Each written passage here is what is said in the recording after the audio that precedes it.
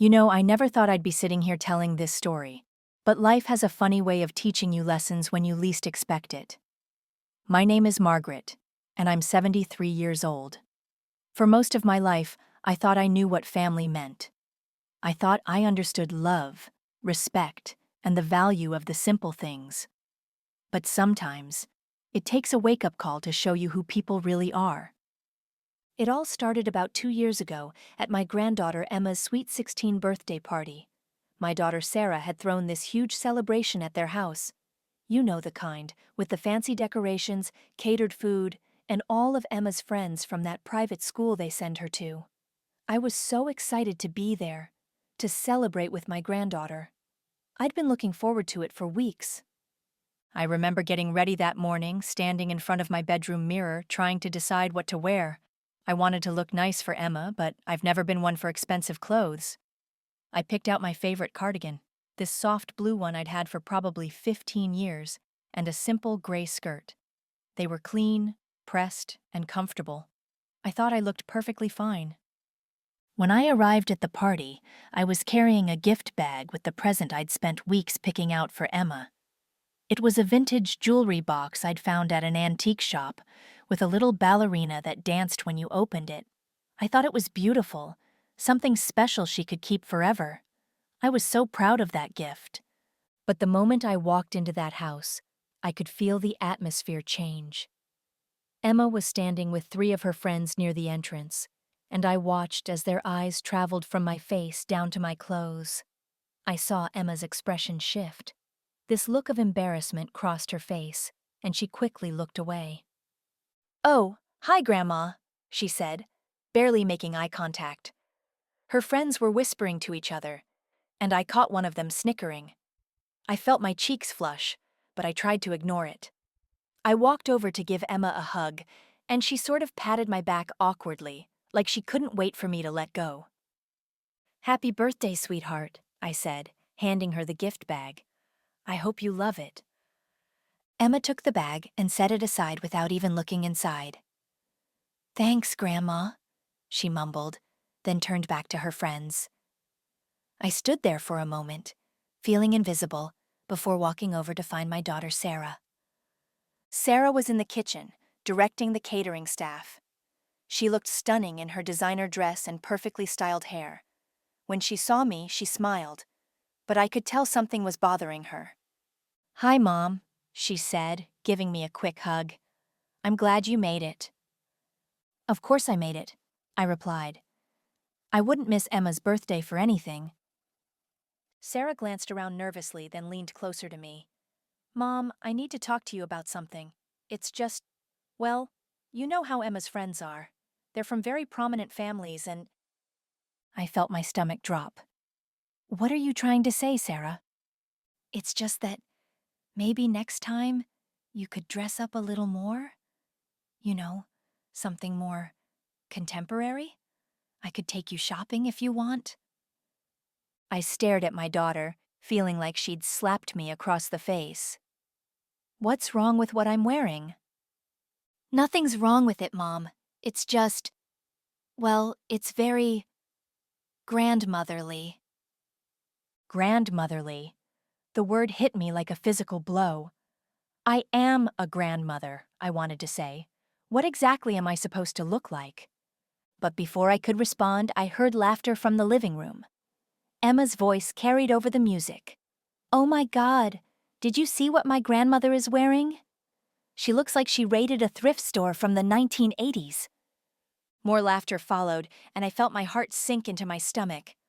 I looked at Sarah, hoping she would say something, defend me, but she just looked uncomfortable and turned away. "I should go check on the cake," she mumbled, leaving me standing there alone. I spent the rest of that party feeling like an outsider in my own family. I sat in a corner, watching Emma open her gifts, expensive jewelry, designer handbags, the latest gadgets. When she got to my vintage jewelry box, she opened it quickly, said, "Oh, cute," without any enthusiasm, and moved on to the next gift. I don't think any of her friends even saw it. My grandson Tyler, who's 14, wasn't much better. He was too busy playing video games on his phone to really acknowledge me. But I caught him rolling his eyes when one of his cousins pointed out my old lady shoes. These were comfortable walking shoes I'd worn for years. Nothing wrong with them at all. I left that party early, making some excuse about being tired. But the truth was, I was heartbroken. I drove home in silence, thinking about how I'd raised Sarah to be better than that. How I'd always taught her to value people for who they are, not what they wear or how much money they have. That night, I couldn't sleep. I kept replaying the whole evening in my mind, feeling humiliated and hurt. I started questioning everything, my clothes, my choices, even my worth as a grandmother. Maybe I was out of touch. Maybe I was just some old lady who didn't understand the modern world. The next few months were difficult. Family gatherings became awkward affairs, where I felt like I was being judged. Sarah would make little comments about my appearance, always framed as helpful suggestions. Emma and Tyler would be polite but distant, like I was some elderly relative they had to tolerate rather than their grandmother who loved them unconditionally. I started buying new clothes, trying to look more contemporary, as Sarah put it. I spent money I didn't really have on outfits that didn't feel like me, but it didn't seem to make any difference. The damage was done. I felt like I'd lost my place in my own family. Then, about 6 months after Emma's birthday party, I got a phone call that would change everything.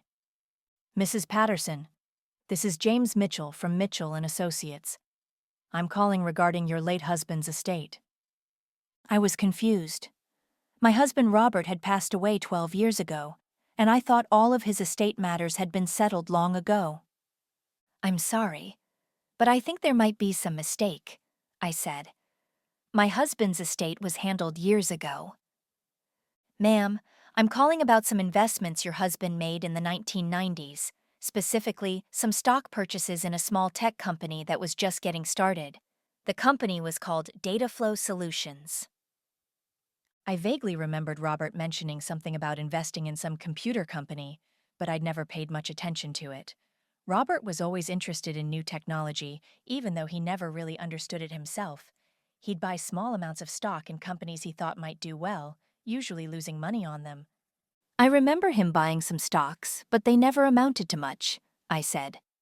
"Well, ma'am, Dataflow Solutions was acquired by a major tech conglomerate last month. The acquisition was completed at $847 per share.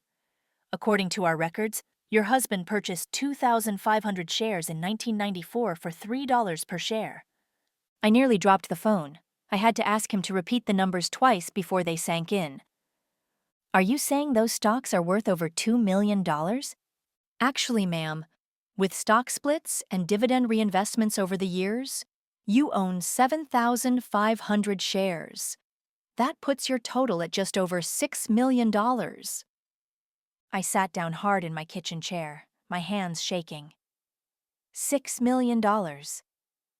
I thought about all the years I'd been careful with money, clipping coupons, buying generic brands, wearing clothes until they fell apart. And all this time, I'd been technically wealthy without even knowing it. The lawyer explained that the paperwork had been lost in a filing system error, and they'd only recently discovered the oversight when the company was being acquired. There were legal procedures to follow, but the money was definitely mine. I didn't tell anyone about the inheritance right away. I needed time to process it, to figure out what it meant for my life. I kept going to family gatherings, kept enduring the subtle put-downs and condescending looks. But now I was seeing everything differently. At Thanksgiving dinner, I watched my family more carefully. I noticed how Sarah and her husband David were always talking about money, their mortgage, their car payments, their credit card debt. I heard David complaining about his job, how he wasn't making enough to keep up with their lifestyle. I watched Emma, who was constantly asking her parents for money for clothes, makeup, and trips with her friends.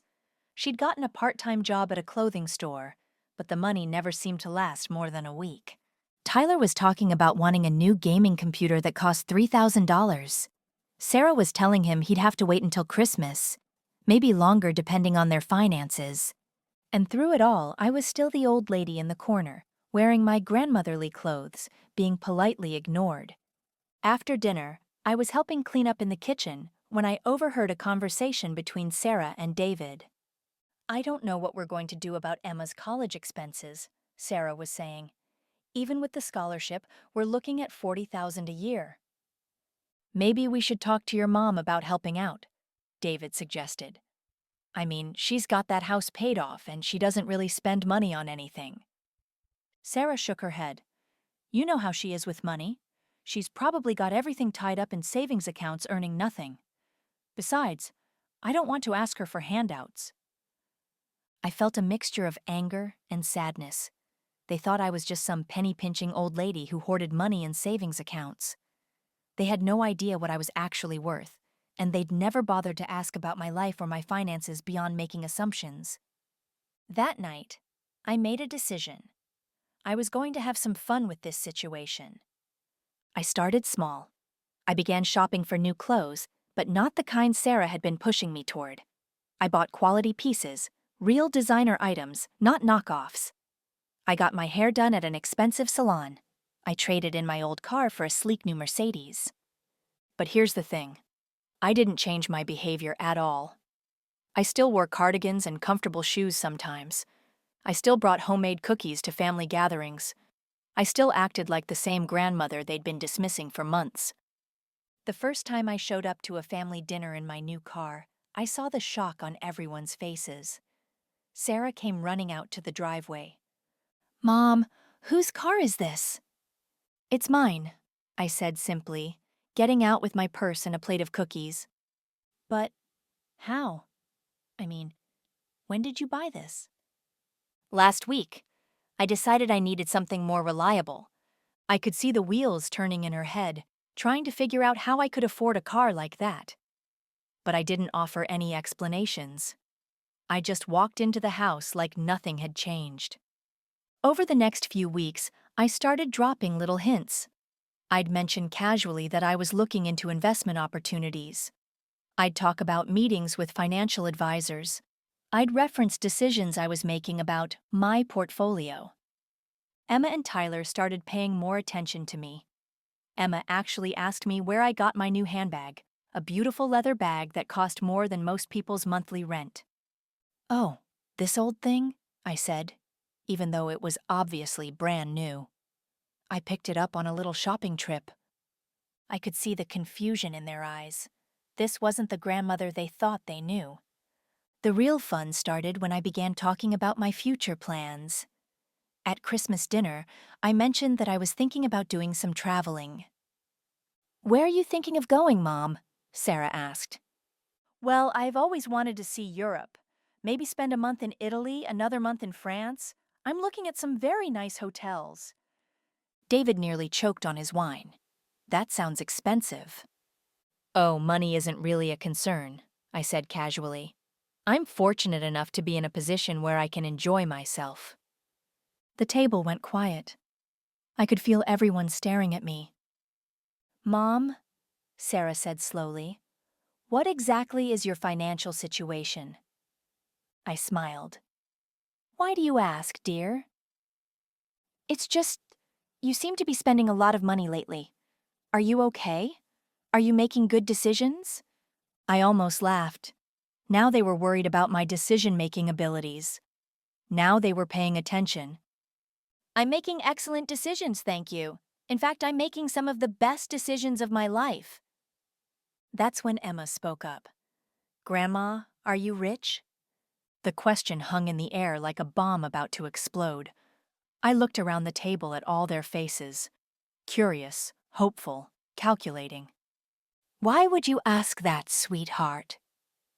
"It's just, you've been buying all these expensive things and talking about traveling and—" She trailed off, looking embarrassed. "And what?" "And I was wondering if maybe... college is really expensive and my parents are stressed about money and I thought maybe you could help." There it was. The same granddaughter who had mocked my clothes 6 months ago was now asking me for money. The same girl who had been embarrassed to be seen with me was now hoping I might be rich enough to solve her problems. I looked at Tyler, who was suddenly paying very close attention to the conversation. I looked at Sarah and David, who were trying to look casual, but were clearly hanging on every word. "You know," I said slowly, "it's funny you should ask. I've been thinking a lot about my legacy lately, about what I want to leave behind, and to whom." I paused, letting that sink in. I've been thinking about the kind of relationships I want to have with my family, the kind of respect and love I want to feel from the people who matter most to me. Sarah shifted uncomfortably. "Mom, what are you saying?" "I'm saying that I've learned some interesting things about myself this year, and about all of you." I stood up from the table, looking at each of them in turn. "Emma, do you remember your 16th birthday party?" Emma's face went pale. Yeah?" "Do you remember what you said about my clothes?" She looked down at her plate. "Grandma, You said I looked like I raided a thrift store from the 1980s. You laughed about it with your friends. You were embarrassed by your own grandmother." "I'm sorry," she whispered. "And Tyler, do you remember rolling your eyes at my old lady shoes?" Tyler looked like he wanted to disappear. "And Sarah," I turned to my daughter, "do you remember telling me I looked too grandmotherly and suggesting I needed to dress more contemporary?" Sarah's eyes filled with tears. "Mom, I was just trying to help." "Help with what? Help me fit in with people who judge others based on their clothes? Help me gain the approval of children who think it's acceptable to mock their elders?" I walked to the window and looked out at my new car in the driveway. "You want to know about my financial situation? You want to know if I'm rich?" I turned back to face them. "Your grandfather bought some stock in a little tech company in 1994. He spent about $7,000 on it, which was a lot of money for us back then. We never thought much about it because the company was so small." I paused, watching their faces. "That company was just acquired last month. Those stocks are now worth over $6 million. The silence in the room was deafening. I could hear the clock ticking on the wall, the sound of David's breathing, the clink of Sarah's fork hitting her plate. "6 million?" Emma whispered. "6.3 million to be exact." Tyler's mouth fell open. David looked like he was going to faint. Sarah just stared at me with wide eyes. "So yes, Emma, I am rich. I'm very rich. And I've been rich for months now, watching all of you, listening to your conversations, your assumptions, your judgments." I sat back down at the table, folding my hands in my lap. "I've been thinking about what to do with this money, about how to use it in a way that honors your grandfather's memory and reflects the values we tried to raise our family with." "Mom," Sarah said urgently, "I had no idea. If I had known—" "If you had known what? You would have treated me differently? You would have respected me more? You would have valued my opinions and my feelings?" She couldn't answer that, because we all knew the truth. "The thing is," I continued, "I don't want to be loved for my money. I don't want to be respected because I can afford expensive things. I want to be valued for who I am, not what I have." I looked at Emma, who was crying now. "Emma, you're about to graduate high school. You're going to college, and yes, it's expensive. Your parents are worried about how they're going to afford it." Her eyes lit up with hope. "But I want you to think about something. I want you to think about the kind of person you want to be. Do you want to be someone who judges people by their appearance? Someone who mocks their grandmother for wearing comfortable clothes? Someone who values money over relationships?" "No," she said, tears streaming down her face. "Grandma, I'm so sorry. I was horrible to you." "You were, but you were also 16, and 16-year-olds sometimes do horrible things. The question is, what are you going to do now?" I turned to Tyler. "And you, young man? You want a new gaming computer. Your parents can't afford it right now, and you're frustrated about that." He nodded miserably. "But what have you done to earn it? What have you done to show that you're responsible enough to deserve such an expensive gift? And more importantly, what have you done to show respect for the people who love you? Tyler started crying too. I've been a jerk, haven't I? You've been a typical teenage boy, but that's not an excuse. You're old enough to know better. Finally, I looked at Sarah and David. And you two. You've been struggling with money, and that's stressful. I understand that. But instead of coming to me honestly and asking for help, you've been making assumptions about my finances and my capabilities. You've been treating me like some out-of-touch old lady who doesn't understand the modern world. Sarah was sobbing now. Mom, I'm so sorry. I never meant to make you feel that way. But you did make me feel that way. For months. And you never bothered to ask how I felt or what I needed. I reached into my purse and pulled out a folder of documents. I've been meeting with lawyers and financial advisors, not just about investments, but about estate planning, about how to distribute my wealth in a way that makes sense. I opened the folder and showed them the papers. I've decided to donate $2 million to various charities, organizations that help elderly people who are struggling, who don't have family support, who are judged and dismissed by society. Their faces fell, but I continued. I've set aside another $2 million for my own use, for travel, for experiences, for the things I want to do with whatever time I have left. I looked around the table. That leaves about $2 million that I had been planning to leave to my family. Had been planning. The past tense wasn't lost on any of them. But I've realized that maybe money isn't what my family needs from me. Maybe what you need is a lesson in respect, in kindness, in the value of people over possessions. Emma stood up suddenly. Grandma, please, I know I was awful to you, but I've learned my lesson. I swear I have. Have you? Or are you just saying that now because you know about the money? She sat back down, looking defeated. Here's what I'm going to do, I said. I'm going to give each of you a chance to show me who you really are. Not when you think I'm rich, but when you think I'm just your ordinary grandmother. I put the papers away. I'm going to put that $2 million in a trust. It will sit there for 1 year.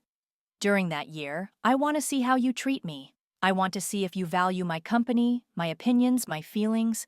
I want to see if you respect me as a person, not as a bank account. I stood up again, feeling more empowered than I had in months.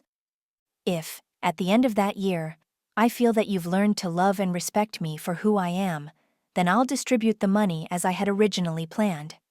Emma, your college education will be paid for in full. Tyler, you'll have money for college too, and yes, you can have your gaming computer if you've earned it. Sarah and David, I'll help you with your mortgage and your debts.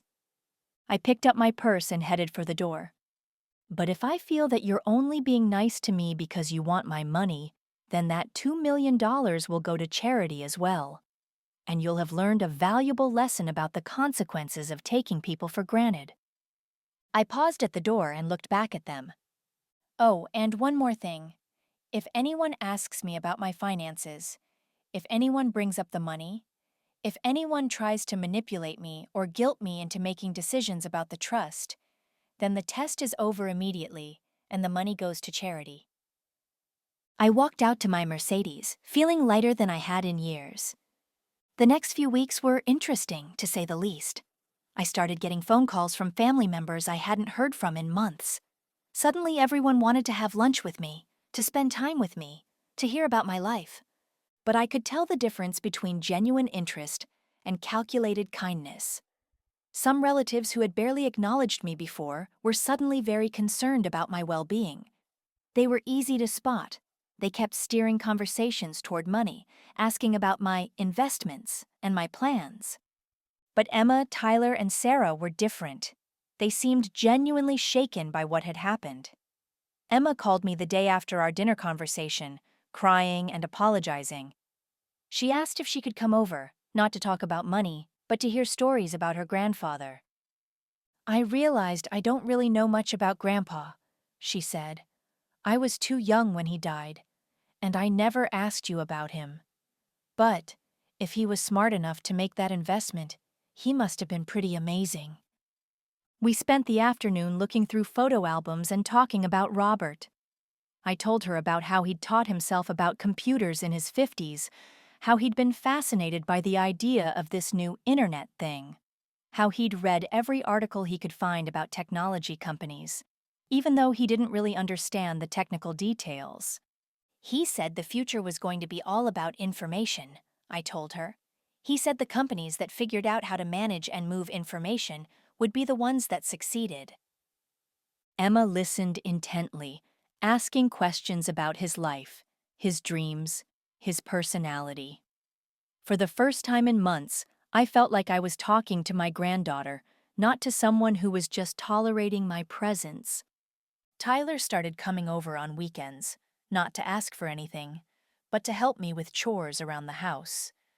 He said he wanted to learn how to do things like fix leaky faucets and change light fixtures. He was genuinely interested in learning practical skills. "Mom never taught me any of this stuff," he said one Saturday afternoon as we were working on my back fence. "She just calls a repair guy for everything." I taught him how to use tools, how to diagnose problems, how to fix things himself. We talked about responsibility, about taking care of your home, about the satisfaction of solving problems with your own hands. Sarah was the hardest to read. She was clearly struggling with guilt and shame about how she'd treated me. She kept trying to apologize, but I could tell she was also trying to process the fact that her mother was wealthy and she'd never known it. "I keep thinking about all the times I worried about money," she told me one evening. "All the stress, all the arguments with David about our budget. And you were sitting there the whole time, watching us struggle." "I was sitting there watching you assume I couldn't help," I corrected her. "You never asked me about my finances. You never asked if I could assist with anything. You just assumed I was some poor old lady living on Social Security." She was quiet for a long moment. "I think I was embarrassed to ask you for help. I thought it would make me look like a failure." "But you weren't embarrassed to criticize my clothes and suggest I needed to change my appearance?" She winced. "I know, I was awful. I was so worried about what other people thought that I forgot to think about your feelings." These conversations were hard, but they were real. For the first time in years, I felt like I was having honest relationships with my family. I also started noticing things I'd missed before. Emma had been working at that clothing store not just for spending money, but because she was trying to help her parents with expenses. She'd been giving them half of every paycheck, which I'd never known. Tyler had been doing odd jobs around the neighborhood, not just for video game money, but because he wanted to contribute to the household. He'd been saving up to buy his own school supplies, so his parents wouldn't have to. Sarah had been working overtime at her job, taking on extra projects, trying to make ends meet. She'd been losing sleep and gaining stress, but she'd never complained where I could hear her. They weren't just spoiled, entitled people who cared only about money. They were a family under financial pressure, trying to maintain a lifestyle they couldn't really afford, and that pressure had made them focus on the wrong things. But they were also people who had forgotten how to value relationships over appearances, who had let societal expectations override their basic kindness and respect. As the months passed, I started to see real changes. Emma began dressing more modestly, less focused on expensive brands and more focused on her studies. She started volunteering at a local senior center, reading to elderly residents and helping them with crafts. "I realized I want to work with older people," she told me one day. "Maybe become a geriatric nurse or a social worker. I want to help seniors who don't have family support." Tyler quit some of his video gaming and started spending more time outdoors, learning new skills. He began helping neighbors with yard work and small repairs, not for money, but just to be helpful. Sarah started making different choices about social events and purchases. She stopped trying to keep up with the other parents at Emma's school, stopped worrying so much about appearances, and started focusing on what really mattered to her family. Most importantly, They all started treating me differently. Not because they thought I was rich, but because they'd remembered that I was a person worthy of respect and love. Emma started calling me regularly, not to ask for anything, but just to talk. She'd tell me about her day, her hopes, her fears. She'd ask for advice about school, about boys, about life decisions. Tyler started including me in his interests, showing me his artwork and his creative projects.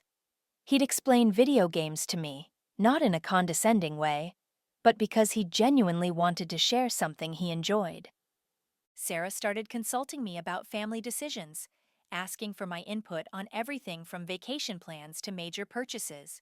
She treated me like a valued member of the family, not like a burden to be managed. And slowly, I started to feel like a beloved grandmother again, not just a rich old lady. The year was almost up when something unexpected happened. I was at the grocery store, wearing one of my comfortable old cardigans and my practical shoes, when I ran into one of Emma's friends from the birthday party, one of the girls who had laughed at my clothes. "Oh, hi, Mrs. Patterson," she said, looking surprised to see me. "Hello, dear. How are you doing?" "I'm good, thanks. I wanted to tell you something. Emma's been talking about you a lot lately." I raised an eyebrow. "Oh." "Yeah, she's been telling us all these stories about her grandfather, and about things you've taught her. She talks about you like you're this amazing person." The girl looked a little embarrassed. I wanted to apologize for, at her birthday party. We were really rude, and I felt bad about it ever since. "Thank you for saying that. It means a lot." Emma said you're helping her with her college applications and that you're teaching her about investing and managing money. She said you're like the smartest person she knows. I felt a warm glow in my chest. She's a wonderful girl. I'm proud of her. Yeah, she is. And she's always talking about how stylish you are now, but also how she likes that you still wear comfortable clothes sometimes. She says you taught her that being authentic is more important than being fashionable. I smiled. That sounds like something I would say. When I got home from the store, I called my lawyer. "Mr. Mitchell, this is Margaret Patterson. I'd like to make some changes to my estate planning." The next Sunday, I invited the whole family over for dinner. I cooked all of their favorite foods, set the table with my good china, and waited for them to arrive. When everyone was seated, I stood up with a glass of wine in my hand. "I want to make a toast," I said, "to family, to love, and to second chances." Everyone raised their glasses, looking a little confused. "It's been almost a year since I told you about your grandfather's investment and the test I was putting you through." I saw Emma and Tyler exchange glances. Sarah took a deep breath. "I want you to know that this has been one of the best years of my life. Not because of the money, but because I got my family back. I got to remember what it feels like to be loved and respected for who I am." I reached into my purse and pulled out some official-looking documents. "I've made some decisions about the trust fund." The room went quiet, tension filling the air. "Emma, you've shown me that you understand the value of kindness, of service, of treating people with dignity regardless of their age or appearance. You've earned my respect and my trust." Emma started crying, but I held up a hand. "Tyler, you've shown me that you can be responsible, helpful, and genuine. You've learned that relationships are more important than possessions, and that actions matter more than words." Tyler nodded, tears in his eyes. "Sarah, you've shown me that you can recognize your mistakes and make real changes. You've remembered how to be my daughter, not just someone who manages me." Sarah was sobbing now.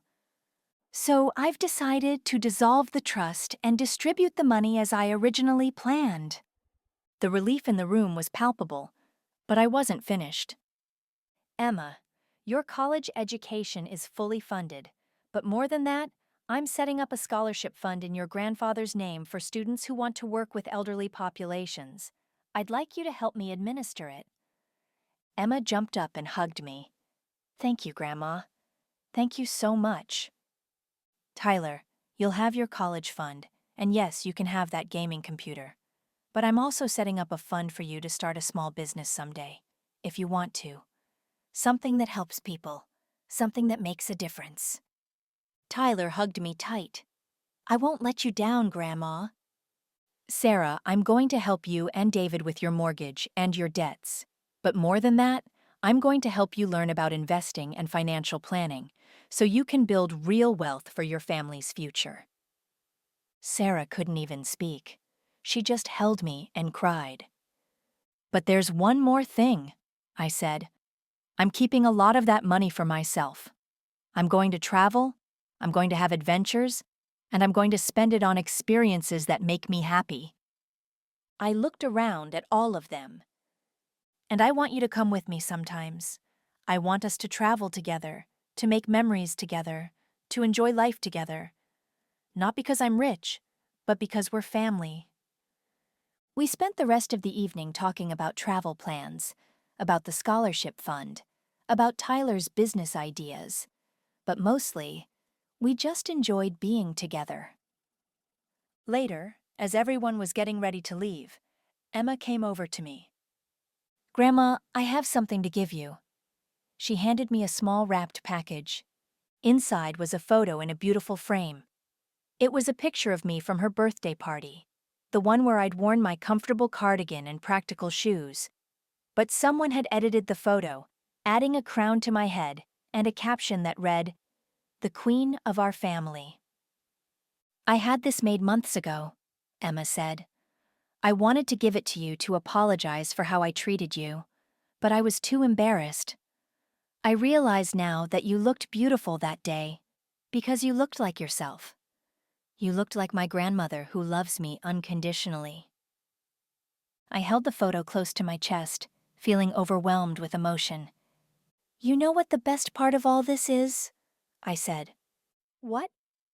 I learned that I don't need expensive clothes or a fancy car to be worthy of respect. I learned that I was enough all along, but I also learned that it's okay to spend money on nice things sometimes, as long as you don't lose sight of what really matters. Emma hugged me again. What really matters?